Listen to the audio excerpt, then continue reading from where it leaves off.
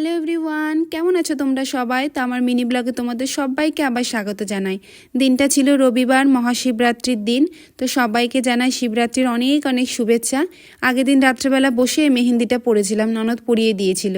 তারপর স্নান টান সেরে আমি আমার গনুসোনার পুজো করে নিয়েছিলাম প্রথমে। আর যেহেতু শিবরাত্রির প্রথম প্রহরে জল ঢালা হবে, তাই আমি আগেই ভেবে রেখেছিলাম যে রবিবার সন্ধ্যেই আমি প্রথম প্রহরে জলটা ঢালবো। তাই সেই মতো আগেই সকালবেলা ঘুম থেকে উঠেই আমি স্নান টান সেরে গনুসোনার পুজো করে নিয়েছিলাম। তারপর ঠাকুর ঘরে বসে একটু জিনিসপত্র গুছিয়ে রাখছিলাম। সন্ধ্যেতে যেহেতু জল ঢালতে যাব, আগের দিনই বাজার করেছিলাম আকন্দের মালা, ফুল, বেল।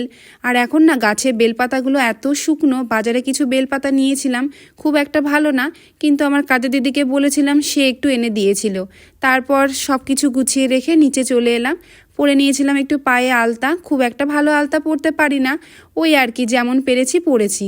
তারপর পরেছিলাম একটু কাচের চুড়ি, লাল আর সবুজ। আজ তো শিবরাত্রি, একটু সবুজ কালারের চুড়ি পরতে হয়। আর ছোট থেকে কাচের চুড়ি পরতে আমার ভীষণ ভালো লাগে। ছোটোবেলায় বাবার কাছে টাকা নিয়ে চুপচুপ করে গিয়ে কাচের চুড়ি কিনতাম। আজও সেই চুড়িগুলো আমার কাছে রয়ে গেছে।